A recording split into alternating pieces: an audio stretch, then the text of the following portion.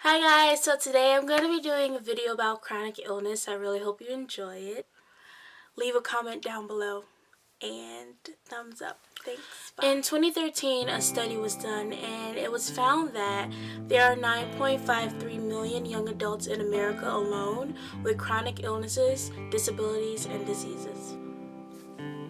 And I am one of those young adults. I have 8 chronic illnesses alone. My illnesses showed themselves from the day I was born to the day that I upload this video, and they'll most likely never go away. While I have grown to accept my illnesses and I've learned a great deal about them, going through my teen years with so many chronic illnesses was one of the hardest things that I've ever had to do in my life. Young people are constantly told, "You're too young to be in pain. Too young to be in pain." I've been told this so many times throughout my life, and I was just told this last week at the doctor's office by someone who worked in the doctor's office. No matter what their illness is, young people are constantly told that they can't possibly be in that much pain because they're so young. I completely disagree with this. A 2013 study by the National Research Council and Institute of Medicine showed that not just Americans are getting sicker, but younger Americans are getting sicker. We need to raise awareness about the fact that a lot of young people are treated as if their pain and illnesses can't possibly be chronic. I think that's ridiculous. Most young people are constantly questioned or given the guilt trip about their illnesses. Are you really sick? Are you really sick? If you don't want to go, just say so. I really want to hang out with you and you always cancel on me. What's the deal? Not only does this make them feel disregarded, but they may also begin to question their perceptions and judgment. And this can seriously erode a young person's self-esteem or sense of self-worth. Most young people with chronic illnesses often can't finish school. College is presented to young people as this huge opportunity and this ticket, this golden ticket to brighter prospects. But when chronic illness strikes, they often have to think outside the box when it comes to their education, or they just aren't able to go at all. The truth is, schooling can be very difficult to do when a person is already struggling day to day with normal activities. I know that this is very true for myself. While I did finish high school, it was a long and extremely hard road getting there. I had to do things like take a break because of long hospital stays, be homeschooled, having teachers come to my house to help me, or even catching up with them over the phone. My illnesses got so bad when I was a teenager that my mom actually came and took me out of school, and she tutored me for about a month, and then she took me to take my GED test, which is a 9-hour long test on 4 years of high school that I had not done. And it was really hard, but I passed, so yay. While taking the GED was really hard and it was a really difficult time in my life, I am so thankful for my mom, and I'm so happy that I actually did it and was able to pass that 9-hour long test, because the road I was going down, I was most likely going to get kicked out of school for my absences, and I couldn't keep up with the homework.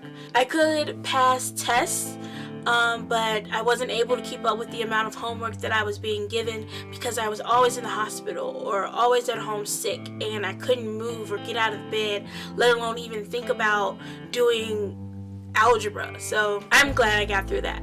But there are a lot of young adults or young teenagers who don't get through it. It is extremely difficult to sit by and watch others your age or people that are around your age do activities that are really out of reach for you, or that you really want to do but you're not physically or mentally able to do so. Many young people with chronic illnesses had once active lifestyles, or they really want to be able to have an active lifestyle, but because of their illnesses they really aren't able to do so, and it can be so hard being surrounded by healthy young adults or young teenagers, because it's like life is just going on without you and you really feel left out.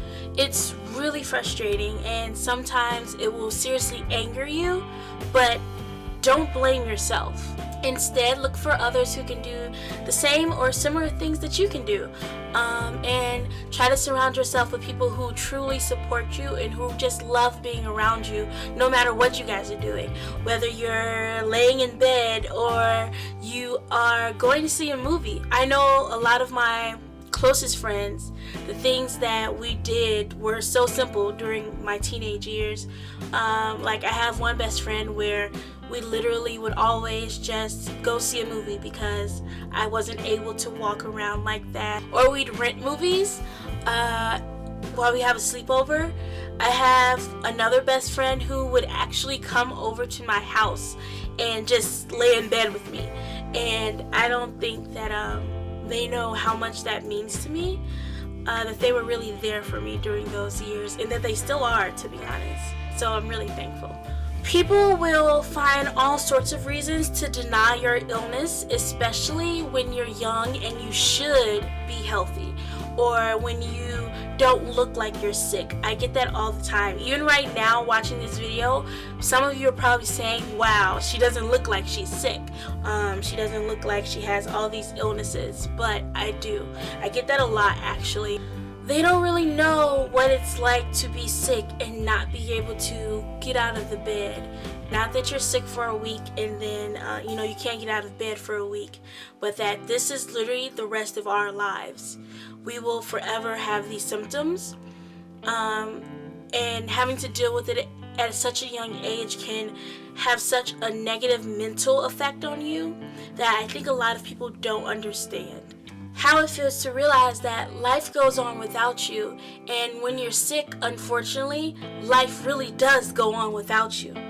But in the end, it makes you a stronger person. So Shan, as a young person with chronic illnesses, what are some things that I can do to help me cope with those illnesses? I'm gonna tell you. So let's wrap this video up with some things that you can do to help you cope with your illnesses. Number one. 21. Focus on what you can control. For example, you might not be able to control your health, but you are in control of things like exercise, getting sufficient sleep, and eating healthier. Number 2. Clarify what you would like to accomplish in life. Try to spend at least a little time each day to accomplish those small goals, and those small goals will eventually help you reach your bigger goals. Number 3, do tasks, even small ones, that give you a sense of control. So like dress neatly, clean the kitchen table, wash dishes, anything that gives you that sense of control over your life. Because when you lose that is when you start to get a more negative effect over your life, because you feel like you have no control over your life and you just feel really down on yourself. Number 4 is something that really helped me as a young teen, and it still helps me as a young adult. It's looking at the possible benefits of your circumstances.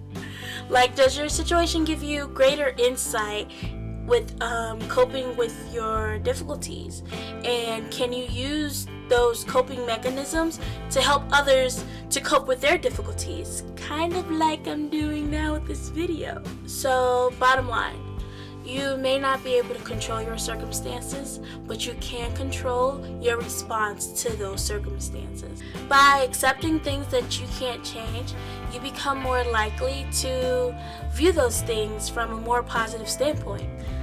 You can't scale a mountain in a single step, but you can take on the challenge one step at a time. One step at a time. I regret that. So, stay positive. Surround yourself with people who are truly there for you, and stay strong. Remember your greatness. So my heart goes out to all of those who struggle every single day with chronic illnesses. I know how it feels, and I'm here for all of you. So leave a comment down below sharing your experience with chronic illnesses, or if you know someone who has chronic illnesses and they're young, or not. And subscribe. Bye.